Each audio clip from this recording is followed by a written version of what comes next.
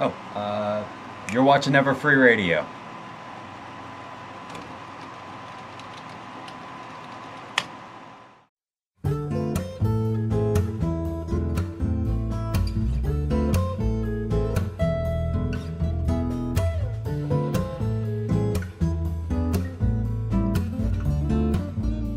And now, Everfree Radio presents Stay Brony, My Friends, with DustyKatt.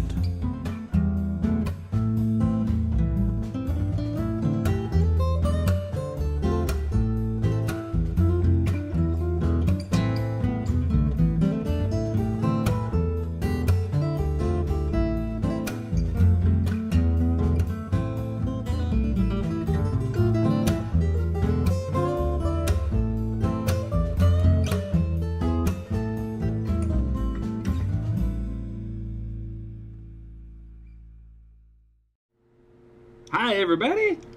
Welcome once again to another Monday evening with yours truly, and Screwball will be joining us a little later. It's another beautiful day here on the West Coast. I hope it's beautiful where you are. And tonight we have another special guest. Our special guest tonight is Eric Ridenour, and he is German, but that's not the only thing that makes him special. No. No, he is the director, the program manager, as it were, of the upcoming fan animation, Journey of the Spark. Eric! Are you there? Hey, everybody! Woohoo! Hi. Eric is here. So, you are doing this wonderful little thing, aren't you? Yes, I am. Yes. So, to introduce everybody to a Journey of the Spark, we're going to play your little animation test, as it were. Animatic. I don't know these things. So we're going to play the animatic that's been up for a little bit. So anybody who doesn't know what's going on, check this out and we'll be right back.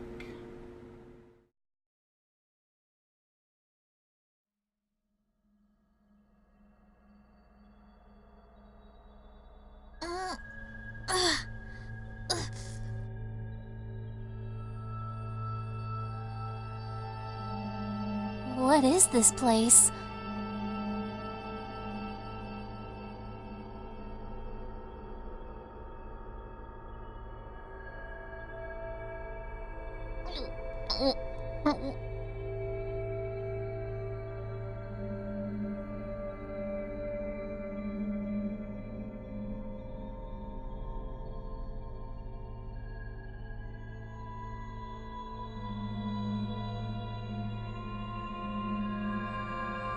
Discord?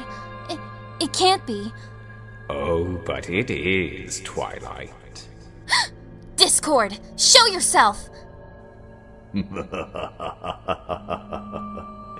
Did you miss me, Twilight Sparkle? I've certainly missed you. This is impossible. How could you— How can I be talking to you when I've been encased in stone?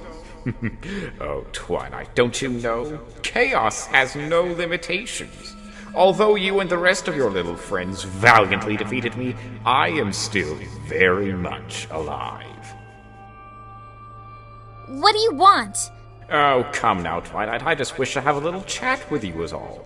I mean, after all we've been through together, we can have a civilized conversation, can't we? Just think of me as one of the girls. Don't you dare compare yourself to one of my friends! Now, Twilight, no need to set your mane ablaze. It makes you look just about as much of a drag as Celestia. If you're trying to insult me, then don't bother. Everyone hates me. Even the princess. Oh, poor Twilight Sparkle. Perhaps the magic of friendship is not as strong as you suggest. What are you saying? I think that maybe you're facing the inevitable. What do you mean? Some friendships, Twilight, are not meant to last forever. Eventually, those bonds start to crumble by the circumstances of change.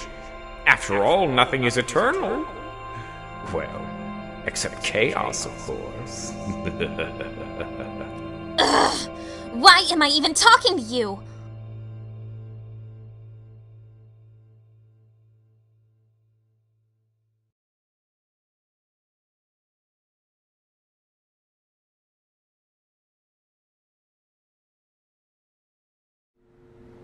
And that was the animatic of Journey of the Spark, done by Eric's team of wonderful people. So, just before we get into all of that, it happened just a little while ago that one of the manliest men I've ever known lost his life today. And that would be Duncan Clark, Michael Clark Duncan. Loved him in a lot of different movies, gentle giant of a man. And we lost him to a heart attack. So, just a little bit of a sad point when all good people go. So, to you, Mike, good journey. So, we're gonna move on, but I just wanted to get that out. So, Eric. Yes. Tell us a little bit about how you guys are going about. So you've got this huge amount of people in this project, all over the place. How do you guys do this as a team? What's your whole workflow, as it were? Well, basically, usually what it is that we do is that since it's very much, movie production usually works much differently than, say, how you would actually produce an episode. And since the movie is very big in scale, like we're talking like a 2-hour like animated epic here. Mm-hmm. We basically pretty much separate each of the different departments into multiple different categories. So it's like we have like a room specifically for the voice actors, then we have a room for the animation department, and then we have a room for the art department, and then for post-production, and then we have one huge giant room specifically for everybody on the production team that we like to call a cafeteria.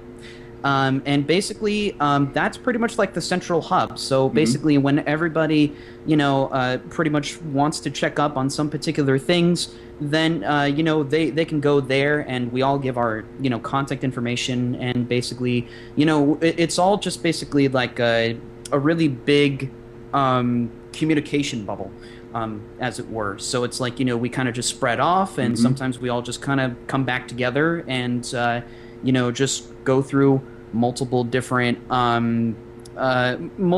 stages of development, as it were. As it were. So you guys are be doing this all in hand animation or Flash?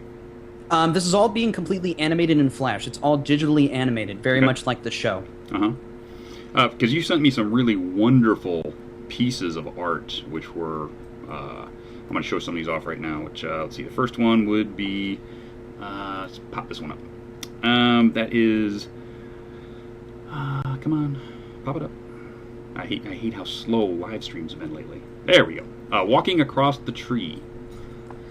Yes, that piece of artwork is actually drawn by one of our amazing concept artists, who is Sarah Williams. She's also the voice of Rarity and the speaking voice of Princess Luna on the movie. I'm just saying this right now, all of the artists that we have on this movie are just brilliant. And Sarah is a fantastic artist, and she's drawn some of these amazing paintings for various different things that we want to do with the movie. And that was the very first drawing we actually did. Wow. Very first drawing before we actually started going into more of what we wanted Journey of the Spark to be. Okay. That's okay. Let's show the next one then. Let's pop this one up.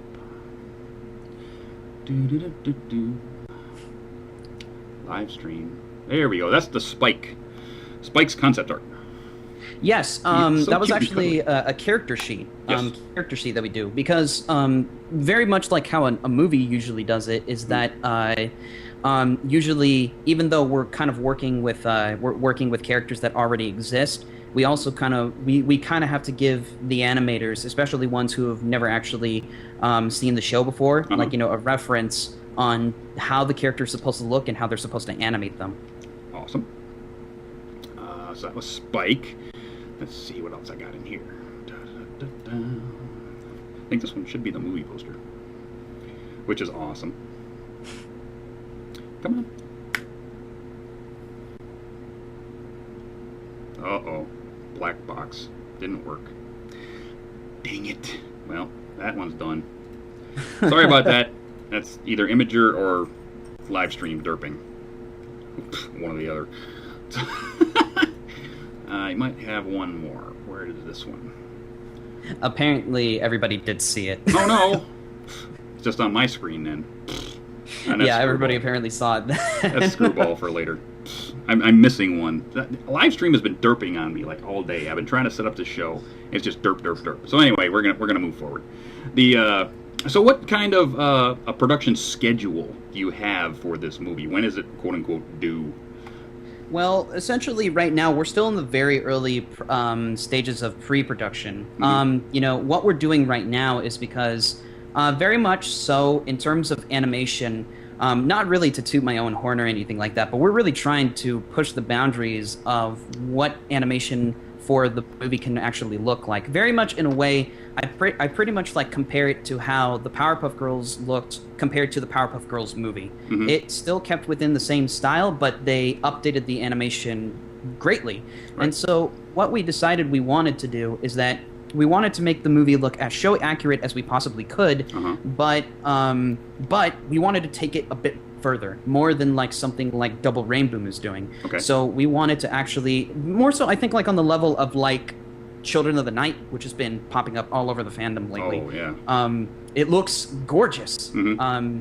Has like many different types of cinematic elements to it. Like it includes, more things that they don't really do on the show all that much, like shading and shadows and all these, really fancy tricks with the with the camera. Okay. So pretty much what we're doing right now, as me and my team are writing the script and the screenplay, which is almost done.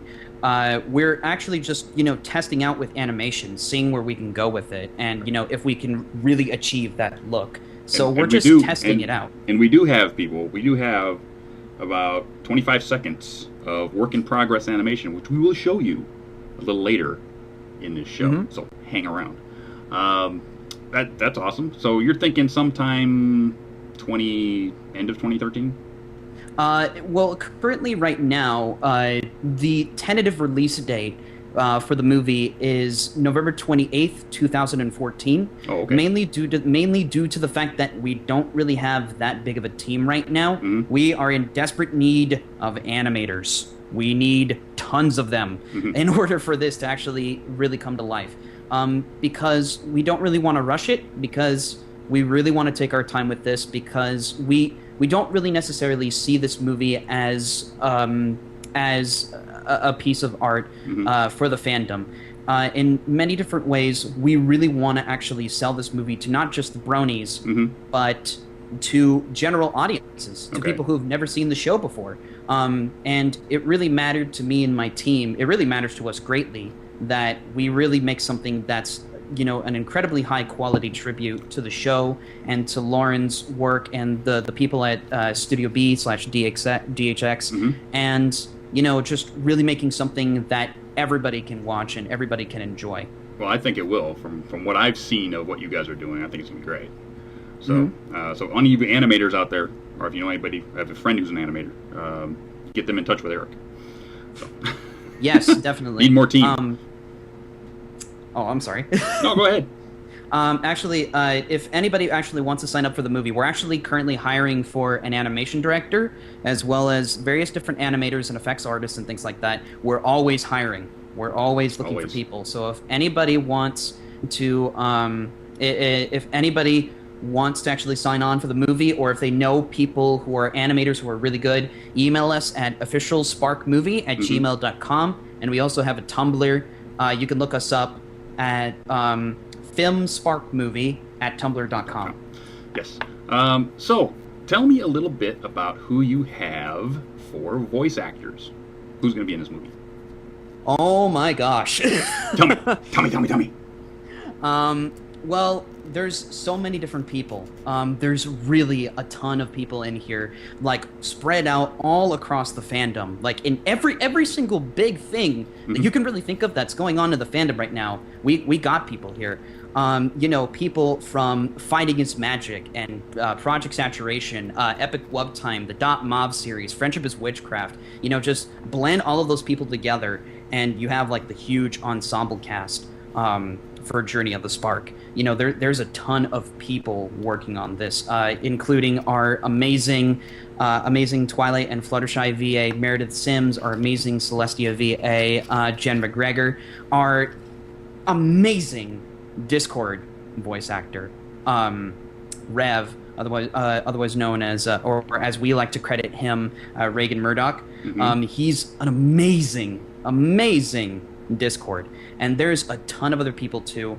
And since the movie is a musical, there are 8 original songs written exclusively for the movie by BRONY community musician Forrest Rain. Wow, that's a coup. Forrest Rain is awesome. Yes. Ooh, I'm looking forward to that. Yep. I'm looking forward to He's that. really looking forward to it too. Yeah, he gets, you know, you need to get like Ponyphonic to do one too. It was really strange because we originally wanted, because the main person we really wanted to go for was Mando Pony. He was like the person that we were looking for the most. Yeah. But we it's like, you know, I also wanted to stay very open about the people that we were going for. So I got like a ton of people recommended to me, and I was like pulling my hair out. I was like, oh, we need a songwriter. We don't have a songwriter. And then our Applejack voice actress, Decibel, who you know as the who sang on the Massive Smile project, and was also on Forrest Rain's newest song, "Great to Be Different." She actually recommended Forrest to me. Yeah. And you know, she was saying, hey, do you need a songwriter? It's like, then go for this guy.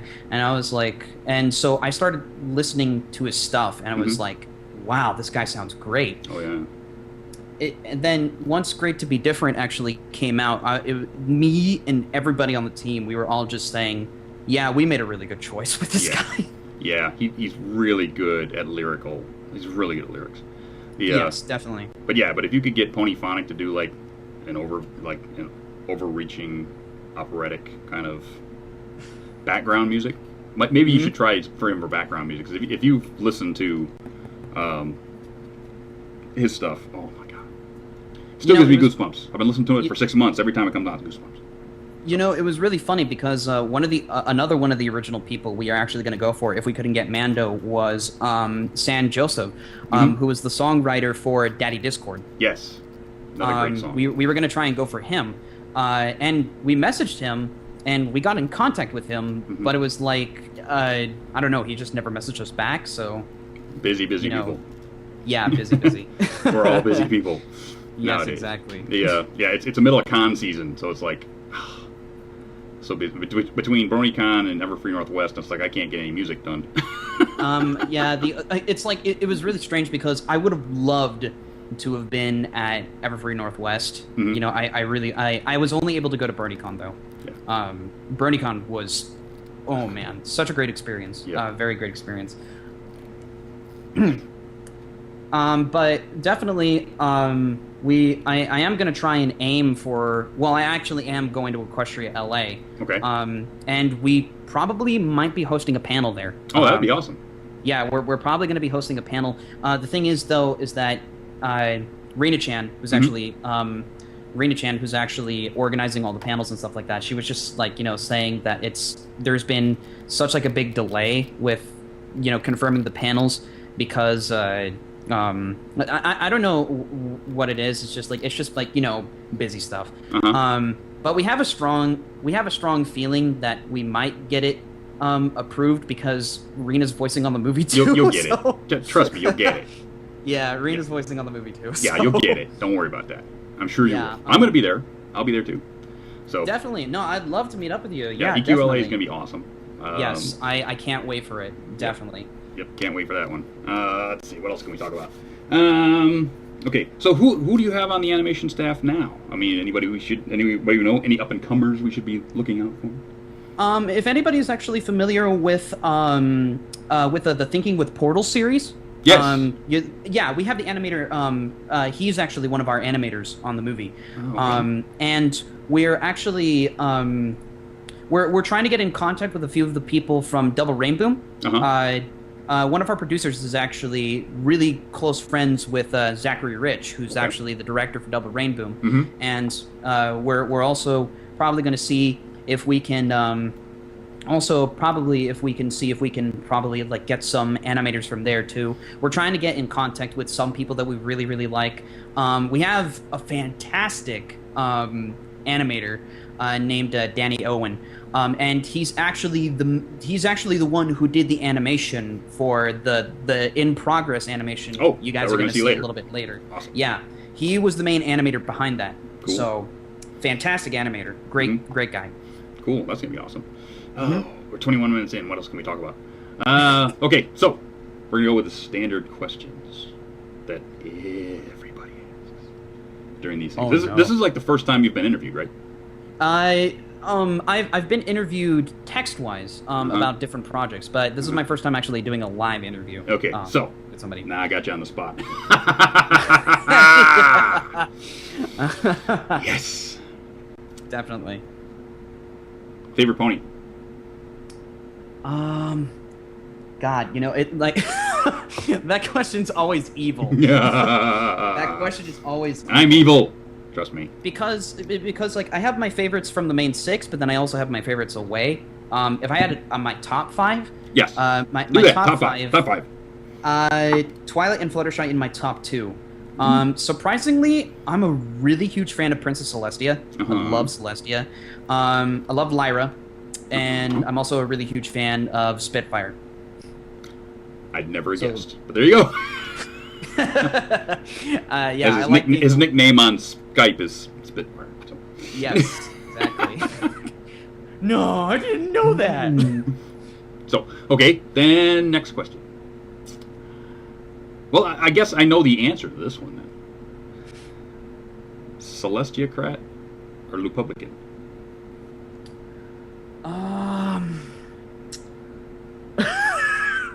I normally don't answer that question because I rarely ever get asked that. But I guess I'm a CelestiaKrat. Oh God.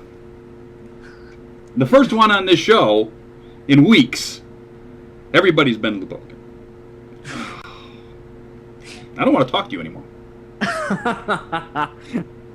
Nope. We're done. That's it. Oh. No. I'm joking. Oh, okay. How about this? Seeing as you are doing this whole thing and you're in animation, what is your favorite episode and why? Favorite episode? Yeah, and both seasons. why? Favorite episode and why? Overall, that's like really hard. Of course it is. It's like picking the, your favorite apple out of a bushel of perfect apples. If I really had to choose, if I really had to choose, I think it would have to be, it's a toss up between Winter Wrap Up and Sonic Rainboom. Sorry. Probably those two. It's a tie between those ones because I can't pick between the both of them because Winter Wrap Up is my favorite because it was actually the episode that really made me fall in love with Twilight as a character, and it has my favorite My Little Pony song for one.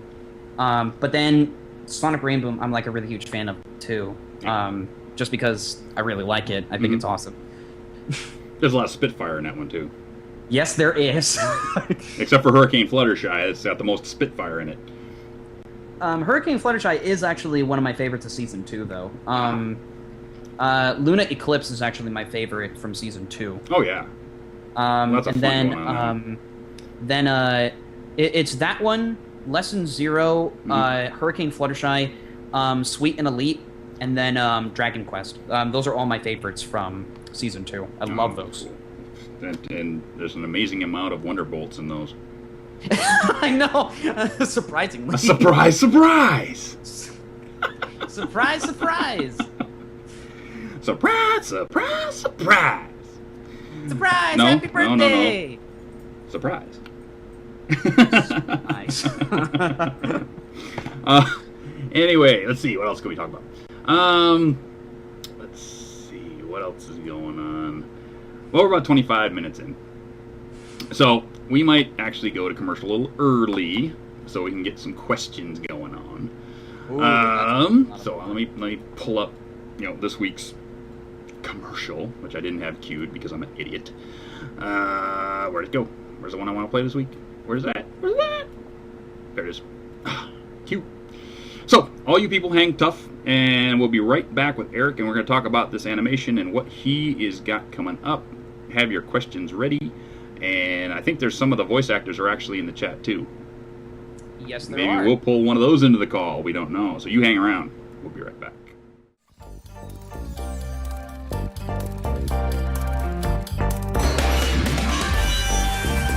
Since the beginning of time, the elite of Equestria have longed for pony fashions that truly express the essence of their very souls.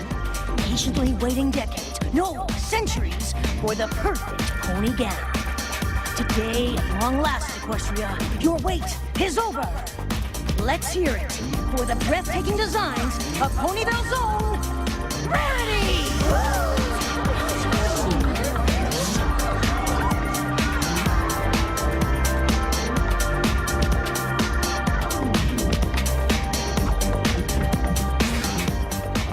Certainement, Spike. All your ponies, be sure to visit the shop in Ponyville. For the rest of us, be sure to pick up the t-shirts, the bags, or even the posters from wouldnt.com. That's right, wouldnt.com for all your pony needs. And remember, Carousel Boutique, where every fashion says chic, unique, and magnifique. Mwah. And we're back. Once again, all you ponies can go down to Rarity's boutique.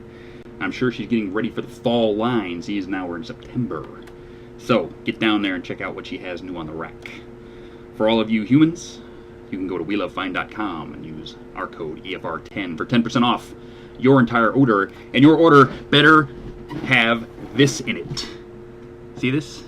This is the shirt. The epic shirt that we've all been waiting for, right? Go to WeLoveFine.com and look in Stay Brony. Search for Stay Brony and you will find this shirt. I love this shirt. Thank you, Pixel Kitties. But you also look up Everfree Radio and you'll have the Everfree Radio shirts also available to you for 10% off if you use EFR10, which is our code for anything. 10% off at WeLoveFine.com. And we're back with Eric. Hello. Hello. And who else do we have now? We have Screwball. How's it going? How's it going? It's going good. Awesome.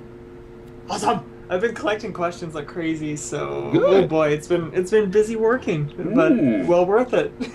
Well, you gotta do something while I got you chained to the desk. But please loosen the chains a bit. I need to run around and get my exercise. Come on. Next you're gonna want furry lined cuffs. Maybe because it's starting to really chafe. You know what? If you're nice this week, I'll get you furry lined cuffs for next week. Oh, but I'm always nice. How much nicer do I need to be? Hoof rubs could be nice. Wait, what? Anyway. I... Do it, so Philly. you want some questions? Okay, Do it, Philly. Do it now. Do it now. Come at me, bro. Come at me, bro. This one is from Kane Harold. Question for Eric. How do you finance this? We don't. The entire production is actually a non-profit production, specifically because of the fact that, well, to be perfectly honest, we're kind of taking the route that Fighting is Magic basically takes. Like, they don't accept donations. They're doing it specifically just because they want to, and really, I didn't really even want to actually do, financing for it or make any money off of it because it's, the movie in itself is a very personal project for me. Legally, because we're using copyright characters and things like that, if we did try making any sort of finances off of it, Hasbro would send a cease and desist. So, yes. So basically, every single person working on the movie, including myself, is not getting paid for it whatsoever. We're not doing any sort of financing. We're all doing this out of the goodness of our hearts. Aw. And because they like to do things like that. Well, yeah, Because that's it's fun. Because it's fun. I Yeah, do definitely. videos and singing because it's fun. I don't make a dime. Because it's fun. Yeah, for me. all of us do. So- Even Ever Free Radio, we... Every free radio, we don't make a doing this dime. all for That fun. should be, We're you all know, doing this screw for that fun. should be our new call tag. we don't Listen to make Ever a Free dime. Radio. We don't make a dime. Yes. Everyone speculates that we do. We don't. We don't make nothing. Just straight up, no.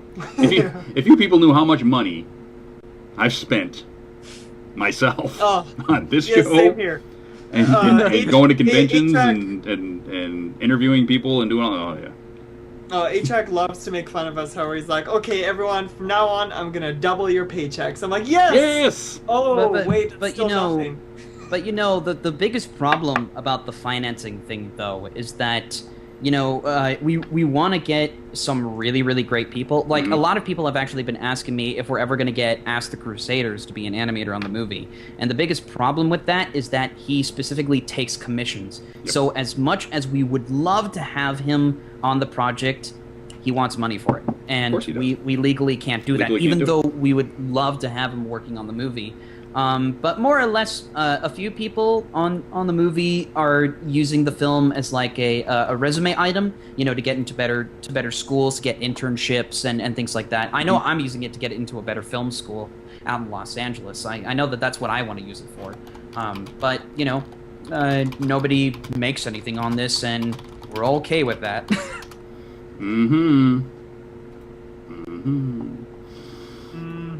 Next. This one is from Crazy Local Girl. Dusty, do your best Discord impression. I haven't practiced. I've been getting the show ready. I don't have a Discord Go, impression. go. I don't. Go, go, go. I don't have a Discord impression. I'm sorry. I haven't even watched that Everyone- episode in like 3 months. Everyone has Discord impressions. No, It they just don't. determines how Even I bad you have do a it. Discord impression. I'm sure you do. There you go. And I'm not doing mine because it would kill. How about I just play you a song? No. Good. No. No, I don't. You know what? For next week, Screwy, hold me to this. For next week, I'll have a Discord impression. Okay, I am. I'll go I'm practice writing it this because I down. do need to practice some voice acting. So I will go I'm writing have a this Discord down. impression for next week. Stay tuned. Dusty What? Discord Impression. Yeah, write that down. There, I'm writing it down right now, man. There you go. I'm holding on to you. There you go. Next week, be Next ready. week, yes. And okay, so I guess I'll go on to the next one. This one's also from Harold. Question for you, Eric. Are you sticking to the level of the TV show in regards to maturity? In some cases, yes, but in most cases, no. This movie, in terms of its story, is much darker and much more mature in terms of themes compared to Friendship is Magic. Mainly because my goal as a film director is that I really want to make animated movies almost on the level of something like Pixar. Because the reason why I love Pixar so much and various other different non-Disney animated movies like the works of Hayao Miyazaki and Studio Ghibli and The Secret of NIMH, the Don Bluth movies. Yes. I love those because they're mature movies that are able to treat the child audience like adults, like by introducing some really dark and mature themes that normally you wouldn't get away with actually doing in an animated film. So in the case of My Little Pony, while the show is actually shown sometimes that it can get dark and it can get serious. Return of Harmony and A Candlelight Wedding being two really good examples of it. I ultimately wanted to do something much darker than both of those, but ultimately being able to keep it grounded to where it's not like PG-13. Yeah. It's PG rated because there are some relatively scary sequences in the story, but we feel that with all of the really deep and mature themes of the movie, there's also enough comedy, enough action, enough color, enough music to really balance everything out. But for me, the most important theme, I think, really of in a way, Journey of the Spark is very much like my own envisioning of like a series finale. Like, how would I envision Friendship is Magic ending? Mm-hmm. And essentially the story is pretty much like it explores, you know, the most important lesson in friendship that Twilight can ever really learn. And to me, it's that very much like from the people who saw the animatic, Discord basically states that friendships can't last forever because, you know, because change is what ultimately causes their demise. Mm-hmm. But Twilight learns throughout the course of the story that friendships can last an eternity. It's the people that you share it with, and that you should never give up on those people, because, you know, those people will be the one that will help your friendships last for ages. And it was such a resonant theme with me that I felt it was something that I really, really wanted to accomplish and achieve in terms of the maturity with the story. Yeah, if you want to watch some mature animation, go watch. All you people who are too young to remember, go rent Secret of Nim off of Netflix, or Yes. Disney's The Rescuers. Yes. Okay. Oh, If you want Rescuers dark, gave me nightmares. if you want dark, go watch The Rescuers. Well, I mean- because like for me, you know, I grew up on movies like I grew up on movies like Pinocchio and Yeah. Fantasia. Yeah. You know, like those are really dark movies. They are and- dark movies. If you go and see those, yeah.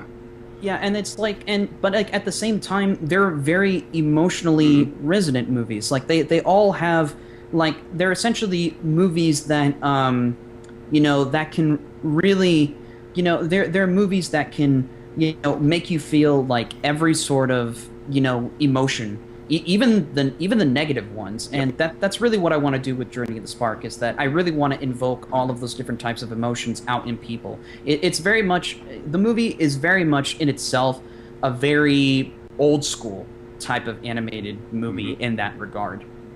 Very much so. That's what I'm hoping for. Next. Next. This one. Wait, who said that? That was me. What? was the guest. You said... Oh no! Yes. You told him to say that, didn't you? No, I didn't. Oh, come on. No, I didn't. Tell him the story behind that. Every guest since Lee Tolkar has been doing that. Well, I guess I'm Every- continuing on that tradition. Continuing the yeah. tradition. It's been how many in a row now? Jeez. Well, since Lee, so it's 4 or 5. Yeah, oh, 5 weeks, jeez. Mm-hmm. So this one is from Twilightlicious. This one's for you, Twilightlicious. And this one is for you, Dusty. Twi says, I love it when you rant off topic about how MLP is inspiring in love and tolerance, and how we all need to get in touch in our inner child. Mm-hmm. I was wondering if you will ever do a rant episode. No, I won't, because that is the full field of somebody else in another fandom. To the ranting griffin, that's all he does. It's his shtick. So no, I'm not going to go off and do a rant episode, because that's not really who I am. I have an opinion, and when I have an opinion and I have an audience that I want to give it to, then I will give it. But that's not really who I am. I'm not like this angry person that rants all the time. I mean, if I have an opinion, I'll give it to you. But I'm not going to go off for an hour and a half ranting. It's just not me, you know. So, Yeah. That's not going to happen. But if I have an opinion on something that's going on in the fandom, you're dang sure that you're going to get my opinion on it. So, stay tuned. Stay tuned. This one is from Mason Alcat. Question is for you, Eric. What software are you guys using for editing? We haven't actually decided on that yet, because that's for way later in the production, for when we get into post-production, but we're probably planning on using a mix of things such as Final Cut Pro and Sony Vegas. Mm-hmm. I know for a few post-production things such as visual effects, we're using After Effects to add various different things like if any of you have ever seen like the animation analysis videos by like somebody who like, you know, analyzes like a walk cycle for the animation for Friendship is Magic. He did a video on how to do the levitation effect or the glowing effect for the unicorn horns. Yes. And we're kind of almost experimenting with it the same way. But After Effects, we think, since we want to add more details to the animation, inclusive of shading and shadows and things like that, we think we're going to use After Effects, I think, greatly to really increase the quality of the animation and to help us get the look of the movie that we're going for. Awesome. I actually have a copy of After Effects here, which I haven't installed on this computer because this computer won't take it. I have this computer over here, down there, which is a much better computer, which I need to install everything so I can actually start using After Effects. But I'm always busy, so I don't do that. Get off your ass, Dusty. Get off your plot. Get off my plot. Get things done.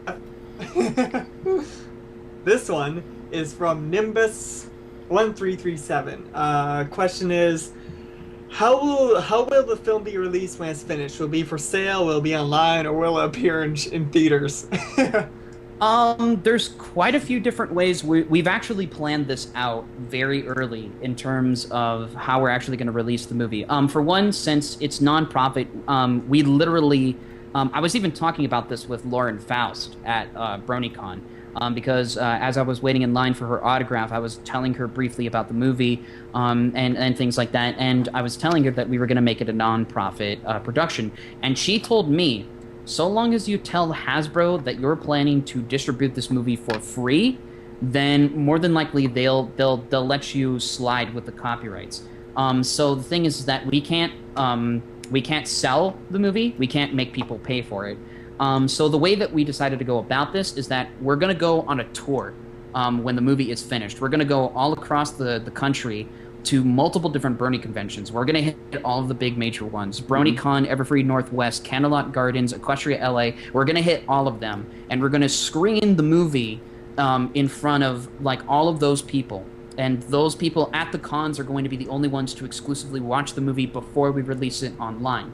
And we're going to release it on, we're probably going to make our own website so you can watch it for free, and then we'll probably put it on YouTube because we have a YouTube channel. So we're really thinking of all these different ways that people can see it. So yeah, we actually have huge plans for when the movie is actually finished. Awesome. This one is from Space Griff. Question is, will you be referencing any of the fandom's memes in this film, or will it be more like traditional episodes?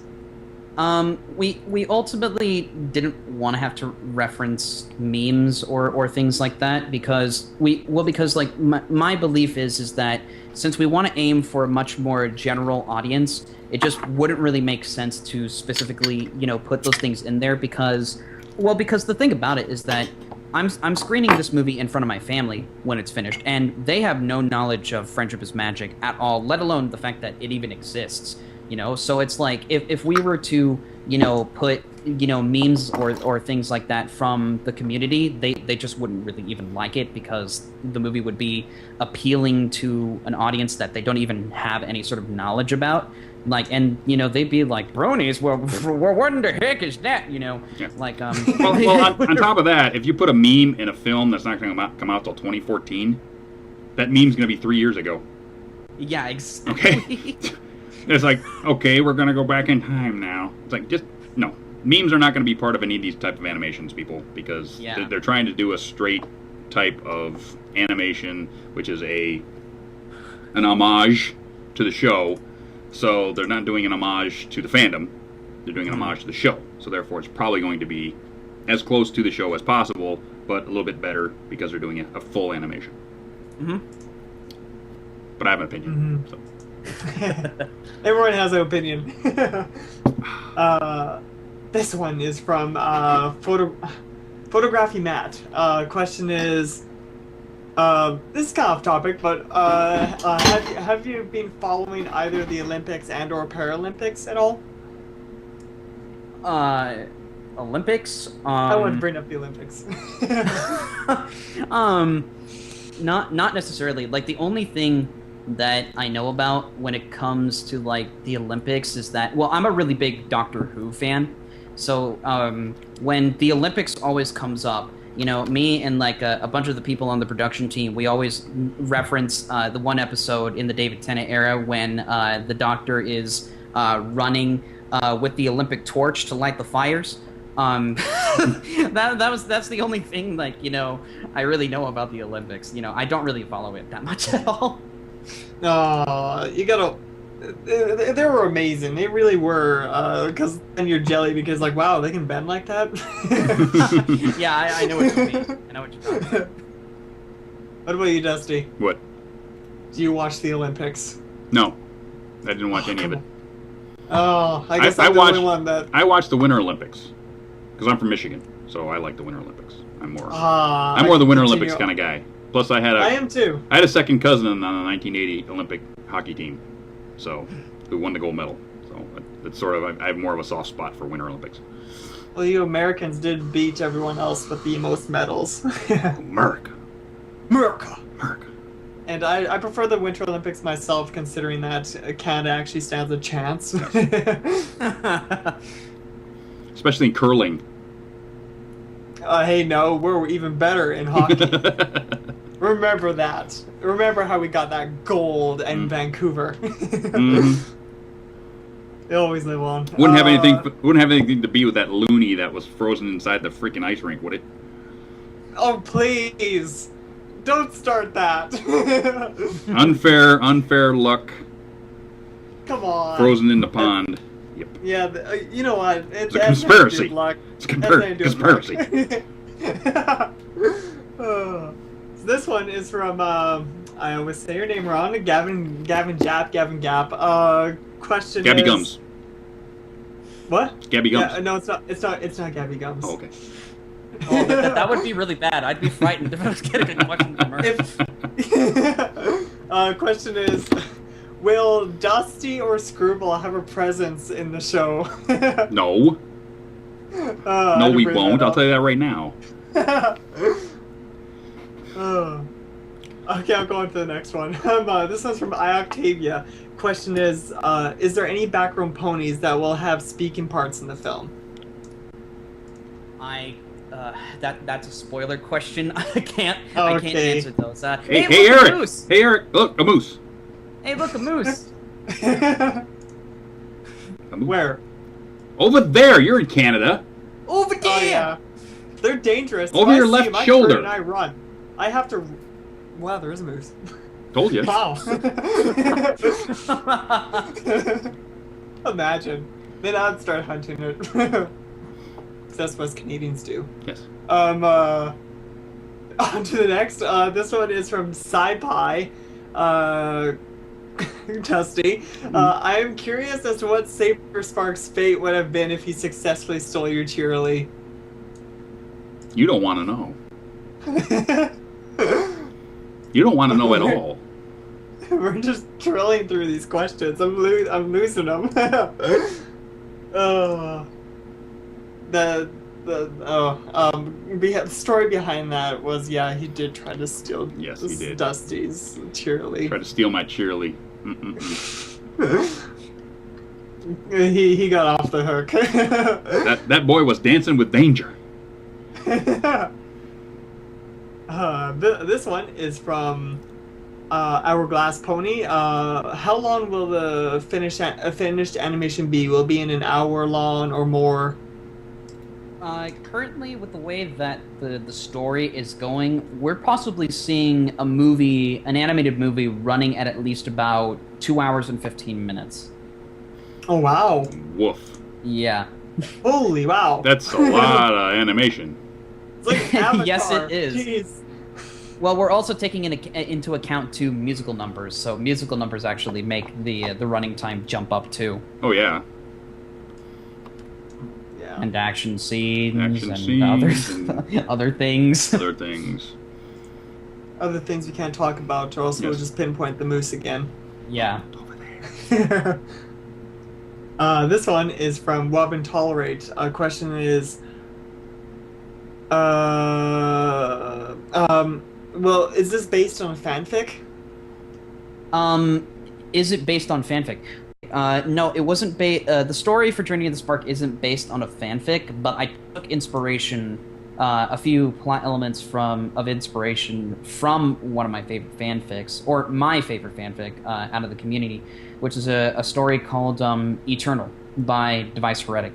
Amazingly powerful story, and it did inspire a few particular things in the story for Journey of the Spark, but it's not based on anything. We came up with the story on our own.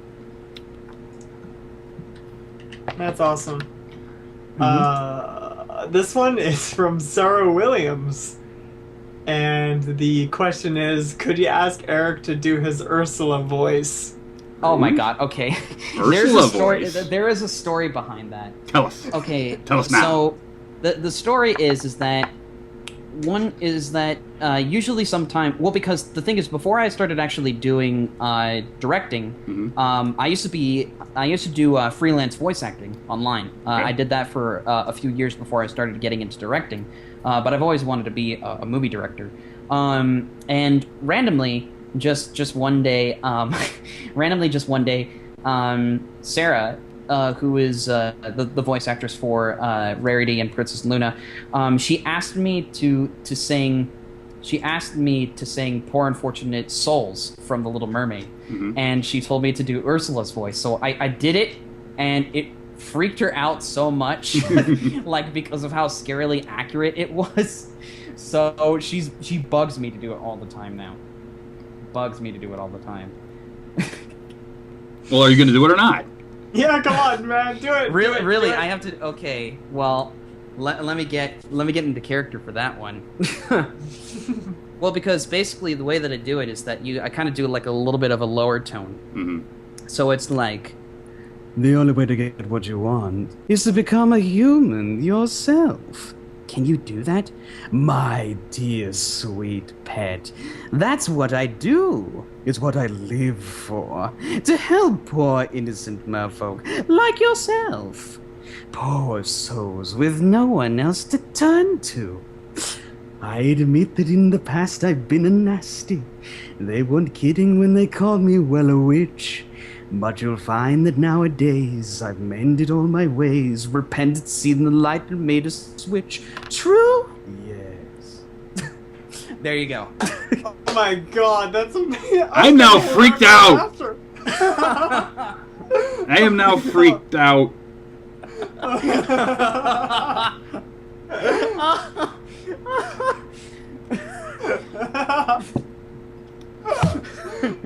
That was scary. This is why she asks me to do it on a regular basis. That was scary. It was. Scarily good. I'm going to be over here away from my microphone now. Hey, there's more there's more where that came from, you know, in terms of voices. It's like, you know, because I used to do a lot of Disney voices. You know, because it's really strange because a lot of people tell me that I can do so many Disney voices, like I can almost do almost half of the male cast from The Princess and the Frog. Apparently. Wow. Wow. I can do that one, and then I can do a Goofy. Goofy's really easy for me. It's like, gosh, my name's Goofy. You know, basically just go like that. And then there's other characters that I do, like away from Disney. I've also done a few anime things too. I've done the voice, I've done the voice of Simone from a fan dub of one of my favorite animes, which was Gurren Lagann. Also with the voice of Mr. Bobinski in a radio play adaptation of Coraline, based off of the book. And I got to do a Russian accent for that, so it's like, oh, Caroline! You know, so it's got to do a Russian accent like that. I am the amazing Bobinski. You know, I got to do things like that. So we need to get you and Dr. Bernstein together. Yes. You and Dr. Bernstein. Oh, that's gonna be. And maybe we'll get Dr. Francis. We gotta get these three to a room. It's a must. So that's what life would have been like if I invented the thing longer. A man can dream, though. A man can dream. Yes, he can. Oh my god, yes! Nice. Yeah. There's more where that came from, but if we just settled on that, we'd be here for hours. Yeah. Next we'd story. Be here for hours. This one is from I don't know how to say this name. Sefid. I don't know. Question is, would it be stupid to ask Dusty about suggestions on how to shave one's head bald? No, not at all. If you want to shave your head bald, go to your local Supercuts and tell them to take a number 1 and whoop, take it all off. Then you have this little fuzz, and that's it. It's really that simple? No, it's not that simple. That's just step 1. Oh, step 1. Step 1. Then you go to your local Walgreens or Rite Aid or whatever drugstore you happen to have locally, and you look up in the men's shaving section for the head blade. The head blade happens to be a handheld shaver, which has little wheels on it, and it goes on these 2 fingers. And basically, you soap your head up really good, and you just go, and it just rolls across your head. Done. Then you turn it backwards and you do the back. I can have my head done in about 2 minutes. And I'm saving so much on shampoo. All the monies. All the monies. Yes. It's very easy. It's very, very simple. The first time you do it, though, go real slow, be very careful, because, a head wound gushes. Don't ask me how I know. So, take your time till you get really good at it. Next. This is a competitive question. Thing just brought me the head blade. Thank you, actually, this from, I don't know why the hell this is the head blade. This just So, oh. See, the head blade. Yes, see that? Take the little protector off. You get it. See, all blades. My stream's a little far back. So you just put it on your head, I guess. All gone. I can imagine Just like getting that. cut with that. Yeah, it's awesome. So, in the men's shaving section at your local Walgreens. Next. This one's actually, this one was actually a message to me from King Harold, and what the King likes to say is just wanted to do a shout out to the auctions going on for Kiki. I looked into them on eBay, and I did the math, and so far right now they've raised over $795 to the auction. To the bids aren't even done yet. Awesome. And there is a signed San Diego Comic-Con Derpy signed by Tara Strong up there right now. Take it. Do it. Go get it. I'll put on the link right now. Put the link on. Go find it. Onto the Yes. IRC. Hopefully that worked. I'm gonna click it to make absolutely sure it did. And it did! It takes you right to the page. There you go. All towards Kiki. And this is an amazing cause. Really, whoever has the money, I mean it, just give put $5 if you can. Yes. It's that's all I can say. but I just wanted to bring that up. So it's time for competitive question. Yes. This one's from Lord Shadowing. Question for I guess all of us is Android or iPhone? Android. Hell yeah. See? Eric? GZ1. I can't answer that question because I don't have that type of phone. What? What do you How have? how can you be an animation director without a smartphone? Nobody can get a hold of you. Well, I'm a struggling, barely beginning college student. I don't have a job right now, so the thing I do have is this, this dinky little touch screen phone. It works fine. But when I have gotten my hands on an Android or an iPhone, you go crazy. You're like, wow, what is this? I know. If I really had to choose though, choose wisely. Choose the wrong one. You know what? As much as I like this phone, because it's the GZ1, by I can't remember who I think it's Sony. But anyway, GZ1. This is Gorilla Glass, double thick. It is mil spec. It is completely submersible in water, like 50 feet. You can throw it over your shoulder. Don't really care. So, but Android stinks at times. I putting music into it is a hassle. iPhones, it's like iPod for that. it's awesome. If they made that with the iPhone with OS, it'd be perfect. It would be. So, but I need that because I'm a mechanic and I drop the thing all the time. So. Well, I gotta have it. I suggest one for you, Eric. I just got a new phone just like a few days ago, and it's the.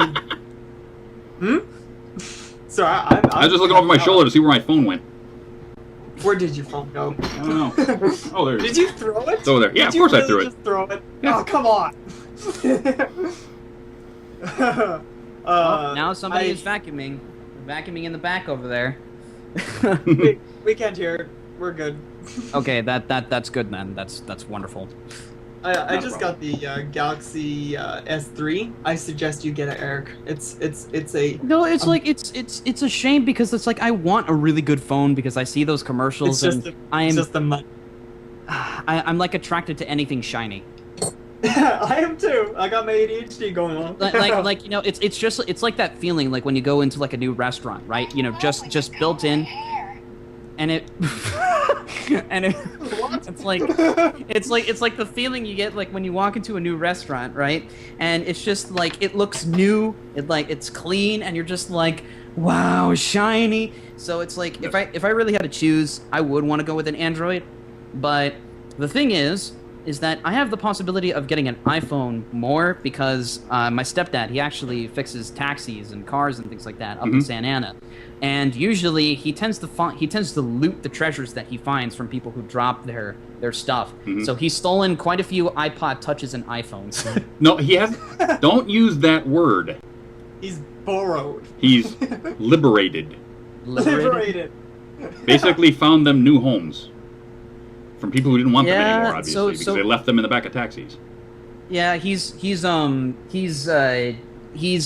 has like, you know, like a stash of them. You know, like he has like a huge pile of them, and I'm just like, can you give me one, please? No. They're mine. Exactly. Well, luckily we don't know what taxi service he works for, but. I don't even know. I've never asked him either. Keep your phones close whenever you do. Yep. Next. Oh, sorry. I'm just nibbling on this lasagna that I have here that's going cold. Nibble faster. I'm nibbling as fast as I can. This one's from Dark Aura. Dark Aurora. Aurora. Sorry, it's a tongue twister for me, and it should be. Question for Eric. Are you planning to release trailers to the movies at various points during production? Yes, sirree, Babaroni. Yes. Awesome. Absolutely. If you wanted a more serious version... As a matter of fact, I happen to have... a more serious answer of that. We're planning on making, like, the first trailer premiere at Evergreen Northwest next year. Nice. But you know what? Ooh. Eric's given me 25 seconds of pure animation. Does everybody in the chat want to see it? And you'll Let's see... check this out. Do you want to see it? Tell me, Screwy. Tell me what they say. They say, yep, yes. Yes. There's an Oh my Gerd in there. Oh my Gerd. So, for the next few seconds, take a quick look at this and we'll be back.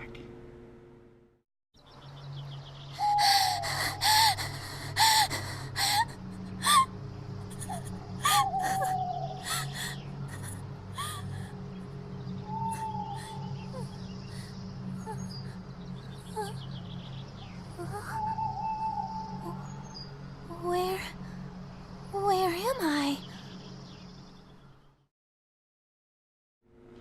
Oh, there it is. What the heck is going on? What live stream tonight? It's a moose. I really It's a think moose. it's that moose. It's the moose. Hey, look, a moose! Hey, look! A deer. A deer. A deer. Oh no. A female Never deer. expected a deer. A female deer. Ray, a drop of golden sun. Yes! As a matter of fact. Me! A name I call myself. Ah. A long, long way to run. So, A needle pulling thread. dough. Wait. Okay, then we already did. We already did though. We already did that. Come on. we already. It's been a while since I've seen The Sound of Music. It's been a while since I've seen it. It's a word to follow. So, what is it? Is the line? Low. Google. Google would know. Google it. La. A word to follow. So. Slaw. Yep. Someone just. Yep. Our mate's Which like, brings us slaw. back to do. Re mi fa sol la mi ti do. Anyways. This episode is going nowhere. In a hurry. Thank you, live stream. Thanks a bunch, and that moose too. Like, Yeah, jeez. the people, the people watching the re-air on YouTube are being going, what the heck? What's he talking about? This live stream keeps breaking tonight. Yep. I Keeps hate breaking. Hate it. Screw it. I'm going on it. This one is from Wub and Tolerate. Eric, who or what inspired you to make this kind of project? Really, it came from many different places, but I have a really fascinating story about why I wanted to do Journey of the Spark. Is that very much the thing about it is that I actually do a improvisational comedy series based on Friendship is Magic called My Little Pony: The BRONY Edition, and I voice a few of the characters on the show. And me and the guys, we decided we wanted to make a movie. And we were originally just going to make it a musical, It was just going to be like, an audio drama, just musical. And then a few people who were fans of our show had stated, oh yeah, we can add animation for you. So it's like, okay. And then eventually more and more people just, started signing on to it. And we decided, let's make a movie. And then we actually took the story to Equestria Daily, and we got put in the roundup.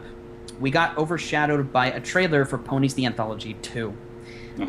So we did not get many applications at all, but we did get a few people, and those people who did apply have stayed on to the project. But initially, we didn't really have much of the show really finished. I mean, we're still finishing up season 1. So we just decided, okay, let's just make it based on Friendship is Magic, because it's just going to be easier because we have more to work with, and we'll be able to make the story just, a little bit better. And I think people will just appreciate, female, voice actresses and things like that voicing the characters. So what we decided, the thing about it is that I actually messaged Meredith Sims, who at the time, the only really huge thing that was on her resume was Finding His Magic. And I was really nervous about messaging her because me being the nobody that I was at the time, nobody really knew who I was. So I was like, so I decided to take a chance with it, just message her and say, hey, I'm working on an animated movie based on the show, and I was wondering if you'd like to voice for it. And then lo and behold, she actually said that she was interested. And I was like, really? That's awesome. So I just started giving her all these different details, what I wanted to do with it. I very much told her that this was meant to be a movie very much it's like a loving homage to not only the show but to Lauren Faust, because Lauren is an individual who I respect as an artist, but also as somebody who has relatively the same type of viewpoints that I do. And I've been a huge fan of her work without me even knowing it. Cats Don't Dance, The Iron Giant, Powerpuff Girls, and Foster's Home for Imaginary Friends. I loved all of those. I loved them when I was a kid, and I didn't even know that, she even worked on those until My Little Pony came up. So really, it's like the movie really, initially, what I really wanted to do with Journey of the Spark is that I'm setting out to make a respectable tribute to not only the show, but to Lauren and the work that her team as well as herself, did to create such this amazing and vibrantly, wonderful world filled with, fantastic characters, great stories, and really, I see it as a way to really reinvigorate animation, because one thing that I just don't really like about animated films nowadays, even though I've seen some really good ones, like recently I saw Paranorman, which was actually really good. But I hate how like studios nowadays feel as though, like for instance, like with DreamWorks, where they feel as though in order for children to really like animated movies, they feel as though they have to jam pack the movie with pop culture references and crude humor and and things like that, things that just really don't go well with the story. Yeah. And to me, I just felt like kids are so much smarter than that. They can, and I feel they can actually really appreciate more sophisticated stories like that. That's why I think audiences like that really like movies like Up and Toy Story and the Toy Story trilogy and Monsters Inc. and WALL-E and like somebody was saying in the chat, How to Train Your Dragon. Think movies like that are a lot more sophisticated because they just want to tell a really good story. And I think there's a quote that Lauren follows. Lauren follows where it's like a quote that Walt Disney says, where if you aim just for kids, then you're dead, because adults are just grown-up children after all. Absolutely. That's a quote that I follow, that Lauren follows, and it resonates with me because for me, really what I want to do with Journey of the Spark is that I don't want to just make a good tribute to the show. I want to make a good movie. Yeah, well, that's the whole thing. If you go back to the 70s, Don Bluth films, Don Bluth's Walt Disney's Robin Hood. Okay, it's a straight telling of Robin Hood with foxes and rabbits. It's a straight telling. Okay, it just happens to be great for kids. And then you go into the Aristocats, and then you go into some of the other films he did, of Secret of NIMH, which is basically a very hard story told with, cute characters. So kids are smarter than we give them credit for. I keep saying that. I've said that for years. Don't take away Bugs Bunny and Daffy Duck because you don't think kids can't get it. They do get it, and they're smarter than that. Show your kids the classic Walt Disney stuff. Show them Donald Duck versus Chip and Dale, okay, where Chip and Dale basically throws a bunch of acorns in the middle of Donald Duck's forehead. They understand not to throw things at their friends. Show them this stuff because it's classic animation, and you're going to, give that base foundation to your child of loving animation for the rest of their lives. I mean, I love animation. I always will. Yeah, and like Lauren was saying this when the live stream, I think for BronyCon was going on just a few weeks before BronyCon was happening. She said that even if a kid doesn't necessarily get a joke, that doesn't mean they're not going to enjoy the rest of the humor for the movie. And that's kind of what my philosophy was too. Is that just because they're not going to get one particular theme or idea that Journey of the Spark introduces to them doesn't mean that they're not going to like the movie as a whole. There's a ton to love. Great music and characters and visuals and things like that. Even if they don't get every single plot device thrown at them, they're still going to find something to really love about it. And with me, it's just as a filmmaker. I don't want to have to dumb down the source material, just so that way kids can understand it. Because to me, it would just feel as though I'm not really doing my job all that well. Understood there. Go, Scree. This one is from Shika on Twitter. Question for you, Dusty. What's the first? I'll put it for all. What's the question? What's the first episode of MLP you ever saw? The pilot. Yeah, same here. Pilot. I was brought in one evening, very, very late, after an Advanced Dungeons and Dragons session. Sat down at like 1 in the morning and said, "We're watching this," and we watched until about 5 a.m. Wow. We just watched from episode 1 all the way through Sonic Rainboom, all of it. Mine first was actually Trixie's episode. Ghostbusters. Ghostbusters. It sold it for me though, because Kathleen Westlake's voice I knew from previous cartoons. So when I heard her voice as Spike, I'm like, I know that voice, and it sold me right then and there. It really did. So it was actually the perfect episode for me to start on. There you go. Mm-hmm. Next. Dishes. This one's from Chaotic Harmony on Twitter. Question is, for you, Eric, do you own any pony swag, and if so, what do you have? I own a Brony t-shirt that I got from Hot Topic. I have a BronyCon poster. And I also have a Wonderbolts bag from We Love Fine, and I actually got a replica of the Wonderbolts poster from the show. Nice. Somebody actually had a design of that, and I bought it online. They printed it out and got sent over to here, so I technically have the Wonderbolts poster from the show in my room. Nice. Nice. Awesome. Yes. I'm a Wonderbolts fan myself. Yup. Did you see my Wonderbolts tribute video?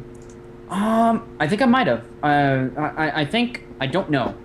I lose track of all the videos that I watch sometimes. Okay. Check my YouTube. It's on there. I am subscribed. Oh, awesome. Then you've seen it. So. Yes. Cool. Gosh. I have a subscriber. Yay. Send the next one. This one is from Forest Rain. This one's for you again, Dusty. What's the hardest part of recording a song for you? Staying in key. There you go. I'm not kidding. I have a weirdly baritone voice. I can go anywhere from bass to high baritone, and sometimes I'll be singing and go, why can't I get my voice out of said octave? Because I'm stuck. And I actually have to go and jack a music track up an octave to trick my voice into singing it in the correct key. So I don't know if there's something wrong with my ears or there's something wrong with what I'm doing, but sometimes my voice will get stuck and I can't get out of a certain level. And I have to go and trick it to get where I need to be, where I'm singing. Secondly, once I do get the track down, double multi-tracking and sometimes key shifting gives me a hassle, because all I have is Audacity. That's that's all I've got. So it's very difficult to do in Audacity. But I do the best I can. So I get better and better and better the more I sing. So I'll be doing some more singing tonight. As you can see, the microphone is set up for a new song later this evening. So that's pretty much, it's all difficult. I mean, it's not easy at all to record and mix and have it sound right. I mean, I'm still learning new things every day. So I'm sure everybody is. I mean, I wish I had better programs to work with, but I do what I can with what I got. This one is from Mac Attack. Question is, what are the best and worst parts about working on a fan project like yours that has such a large scope? That's a really good question, actually. Really, it's more or less. It's more or less when you're the director of a movie as big as this, and a lot of the people on the project are working for free.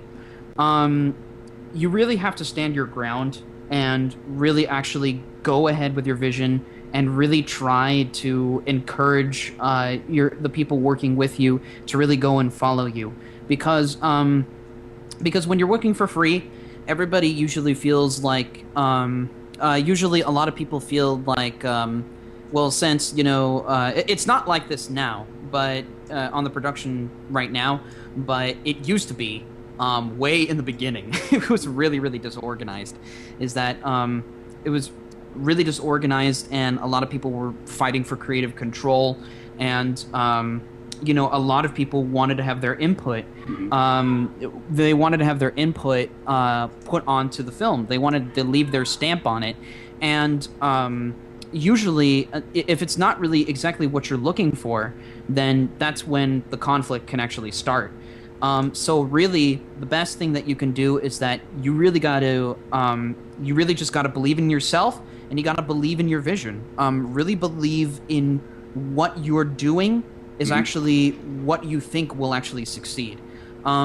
Because if you have faith in yourself, and you have faith in your vision, and you have faith in the rest of your cast and your crew, then you're gonna go places. So in the beginning, it was really, really disorganized, and a lot of us were going through a ton of troubling times too, including myself. But we all got through it. And now the production's been going fairly smooth. Now that we're getting the script finished, and we're doing these test animations, and we hope to keep it going. So I think the best advice for anybody who really wants to do a fan animated project on this level, I would say to all of you, is just never give up on what you believe is going to be worth it, because in the end,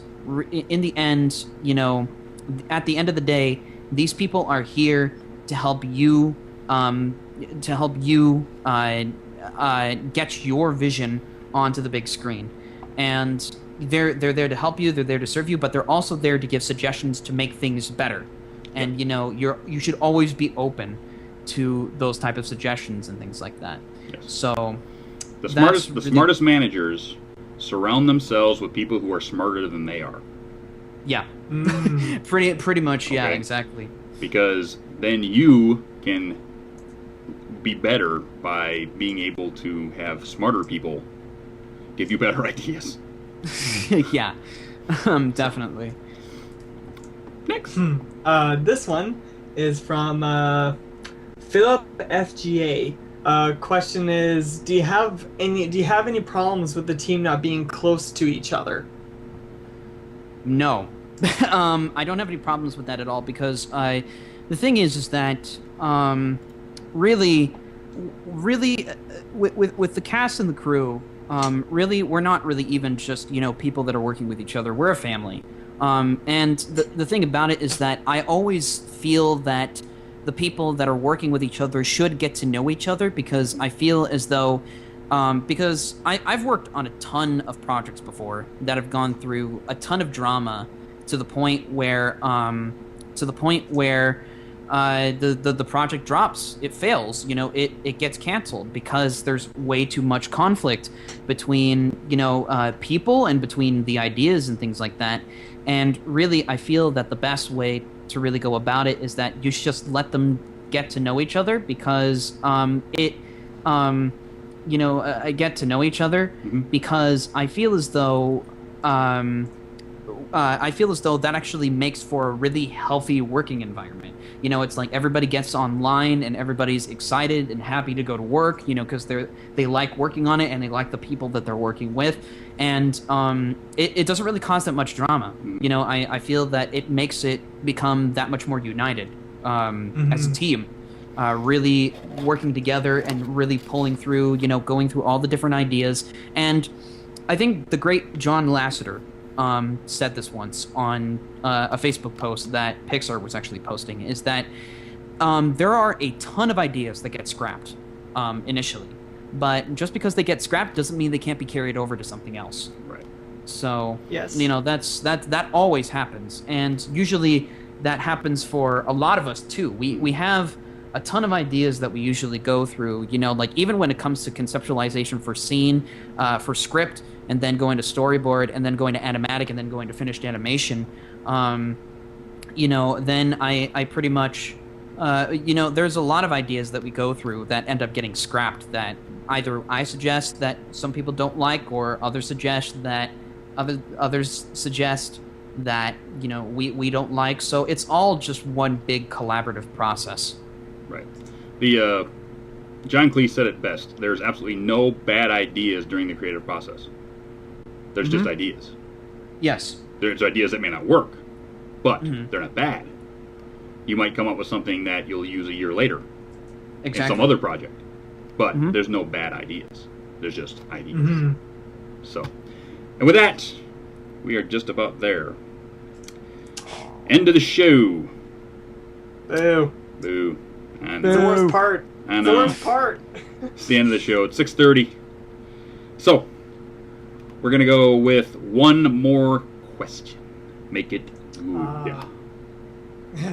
This one is from Celestia.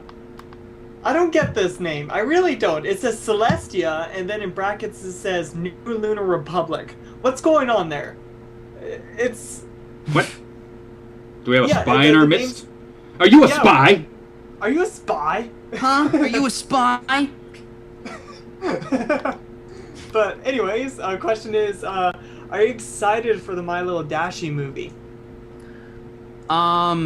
You know, it's really strange. There's like a ton of movies being made. Like, actually, believe it or not, a few days ago, I just found out that there was another animated movie based on the show coming up. And initially, my response to it is that even though sometimes I get excited for those projects, I don't usually tend to watch them because I don't really want to have to, like, you know, watch them and then, you know, get inspiration and from some of their ideas and then steal them and bring them over to mine because then people think I'm ripping them off. You know, that's what I've done. You know, like when I was doing my my improv show, a lot of people were saying if I've ever watched Friendship is Witchcraft, and I initially told them I didn't because I didn't want to have to steal any ideas or jokes or things like that. Because if I say them, then, you know, people, and I'm trying to make a reference, then people think I'm just stealing the joke. You know, so initially, while some of the projects I'm really looking forward to, the biggest one for me, actually, the one I'm looking forward to the most, I think, out of anything in the fandom, I'm really, really looking forward to Children of the Night. That's my most anticipated out of all of them. I'm really, really looking forward to that one. Double Rain Boom, I think, is going to be fantastic. There's a ton of great stuff coming up. And actually, for people who don't know, I'm also, beyond Journey of the Spark, I will be doing another pony movie before I decide to go on to other different things. And but before I make that movie, I'm actually making a short audio series, very similar in structure to regular show. However, it basically centers around the background ponies, and the two main stars of the show are a very unusual duo, and the duo is Vinyl Scratch and Lyra. And the series is actually going to be set in Las Pegasus. So, the thing about it is that really awesome news is that people who are going to be voicing on that, the series that I like to call Living in Las Pegasus, is actually going to have Rena-chan is going to be the voice of Vinyl, and Sarah, who is going to be the voice of Rarity and Luna in Journey of the Spark, is going to be the voice of Lyra. So I'm actually going to be starting writing some scripts for those, and we probably might be posting them up on YouTube, on Tumblr, whatever. And that should be coming out soon. But that idea is actually what we're planning to do as our second movie after Journey of the Spark is released. Cool. And with that, we are at the end. The end of the show. For another week. And that means only one thing. The weekly call-out. So, this week, you will be able to see... Well, Reading Rainboom's on an off week, isn't it? Reading Rainboom is the every other Tuesday show where we have the bi-weekly show dedicated to producing high-quality readings of the Friendship is Magic fan fiction out there. And that's 7 p.m. Tuesdays, every other Tuesday. 7 p.m. Eastern, 5 p.m. Pacific. Cutie Art Crusaders, the CAC, will find and discuss the best fan art that we bronies have to offer, and that's Tuesdays, 9 p.m. Eastern, 6 p.m. Pacific. Then we have EQI, Equestria Inquirer, the comedy news, straight from Ponyville with all your boys, Tech Rat, Joe Stevens, and LTT. Look, a moose! And that is Wednesdays, 8 p.m. Eastern, 5 p.m. Pacific. Sketchy Sounds live song cast is 2 hours of acoustic music performed by Sketchy himself. That's Thursdays, 11 a.m. Eastern, 2 p.m. Pacific. Brony Breakdown with Saber Spark and Paleo. 7 p.m. Eastern, 4 p.m. Pacific on Thursdays. Love that show. Lunar Republic Takeover. Your Queen and Mine, Nightmare Moon, will take over this very radio station and play your requests. Fridays, 7 p.m. Eastern, 4 p.m. Pacific. Directly following that show, the same evening, is One Trick's Mixology. The new show with One Trick, mixing up all the electro, trance, and house tunes. Fridays, 9 p.m. Central, right after the LRT. And of course, Saturday Night Songs with Michelle Krieber continues on when Michelle eats all her peas. And those are Saturdays, 4 p.m. Eastern, 7 p.m. Pacific. And one last thing I'm going to bring up right now. Final Draft's mom. Hi, Mom. Made this for me. It was given to me at Evergreen Northwest. I'm showing it off right now.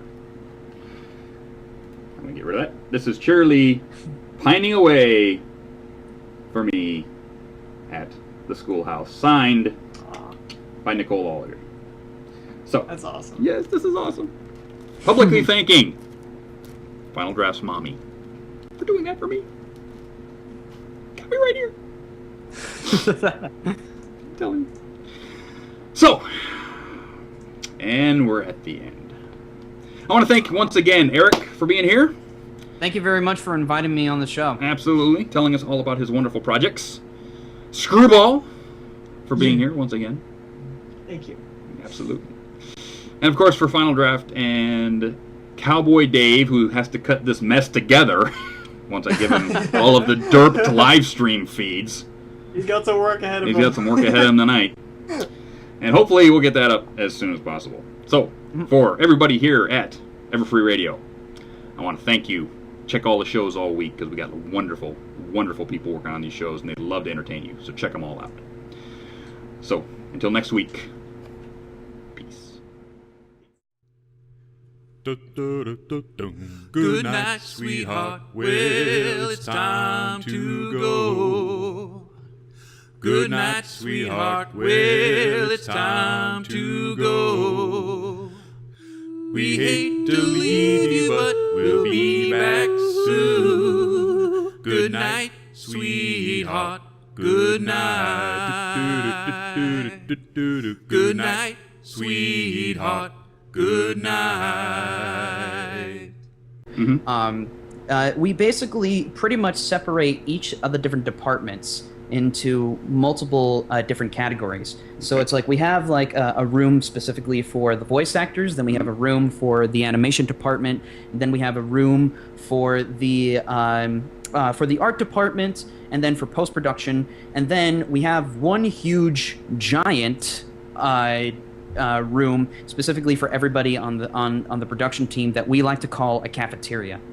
And basically, that's pretty much like the central hub. So basically, when everybody, pretty much wants to check up on some particular things, then, they can go there and we all give our, contact information. And basically, it's all just basically like a really big communication bubble, as it were. So it's like, we kind of just spread off and sometimes we all just kind of come back together and, just go through multiple different stages of development, as it were. As it were. So you guys are be doing this all in hand animation or Flash? This is all being completely animated in Flash. It's all digitally animated, very much like the show. Because you sent me some really wonderful pieces of art, which were, I'm going to show some of these off right now, which, let's see, the first one would be, let's pop this one up. That is, come on, pop it up. I hate how slow live streams have been lately. There we go. Walking Across the Tree. Yes, that piece of artwork is actually drawn by one of our amazing concept artists, who is Sarah Williams. She's also the voice of Rarity and the speaking voice of Princess Luna on the movie. I'm just saying this right now, all of the artists that we have on this movie are just brilliant. And Sarah is a fantastic artist, and she's drawn some of these amazing paintings for various different things that we want to do with the movie. And that was the very first drawing we actually did. Wow. Very first drawing before we actually started going into more of what we wanted Journey of the Spark to be. Okay. That's okay. Let's show the next one then. Let's pop this one up.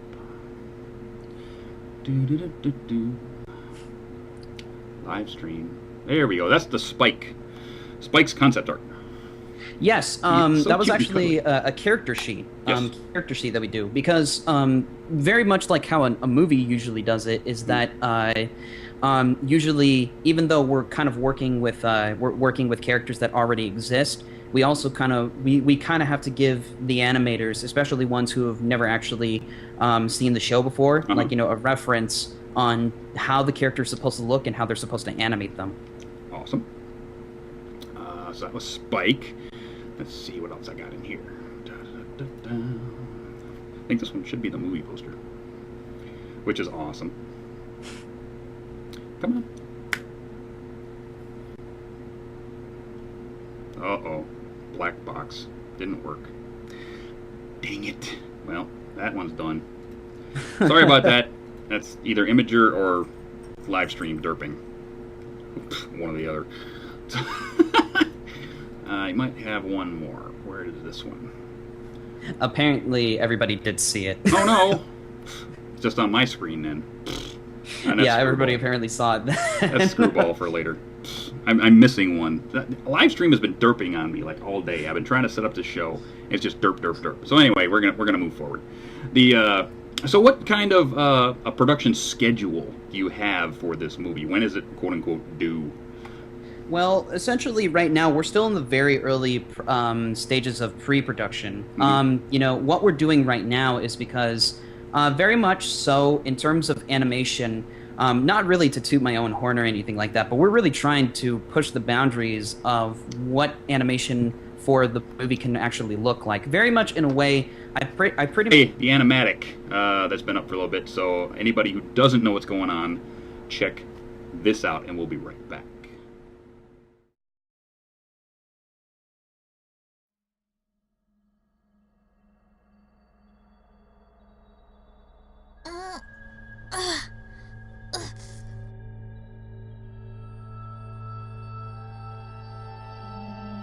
What is this place?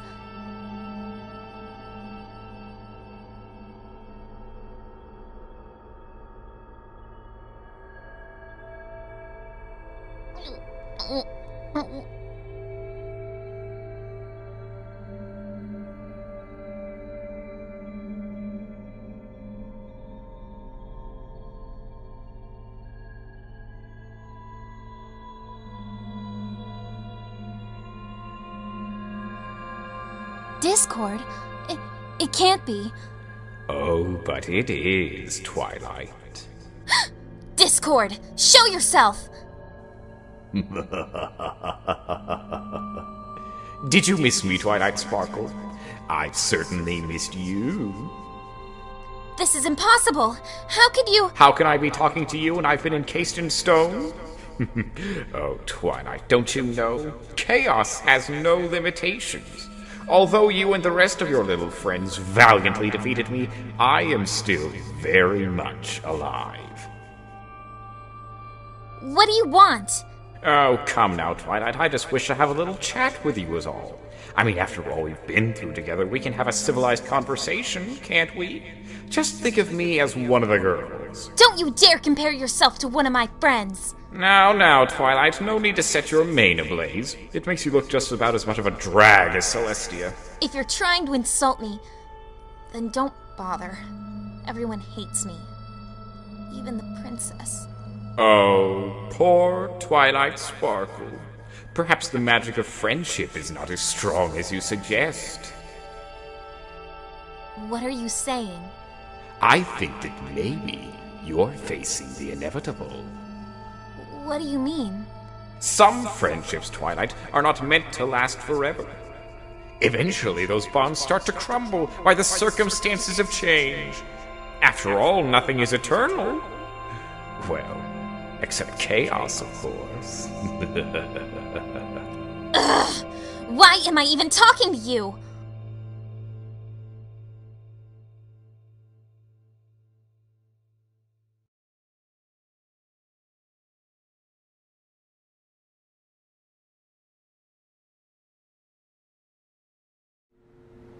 And that was the animatic of Journey of the Spark, done by Eric's team of wonderful people. So, just before we get into all of that, it happened just a little while ago that one of the manliest men I've ever known lost his life today. And that would be Duncan Clark, Michael Clark Duncan. Loved him in a lot of different movies, Gentle Giant of a Man. And we lost him to a heart attack. Just a little bit of a sad point when all good people go. To you, Mike, good journey. So, we're gonna move on, but I just wanted to get that out. So, Eric. Yes. Tell us a little bit about how you guys are going about. So you've got this huge amount of people in this project, all over the place. How do you guys do this as a team? What's your whole workflow, as it were? Well, basically, usually what it is that we do is that since it's very much, movie production usually works much differently than, say, how you would actually produce an episode. And since the movie is very big in scale, like we're talking like a 2-hour like animated epic here.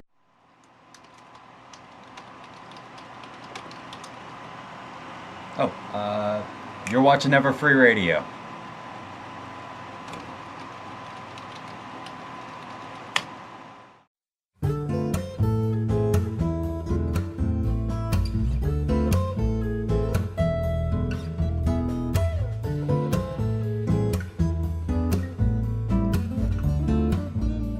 And now, Everfree Radio presents Stay Brony, My Friends, with DustyKatt.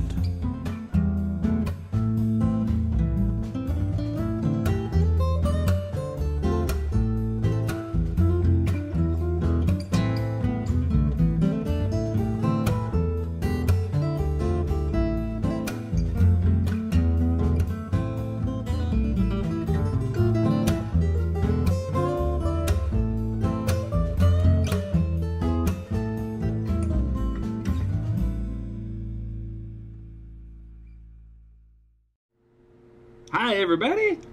Welcome once again to another Monday evening with yours truly, and Screwball will be joining us a little later.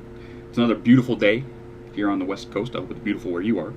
And tonight, we have another special guest. Our special guest tonight is Eric Ridenour, and he is German, but that's not the only thing that makes him special.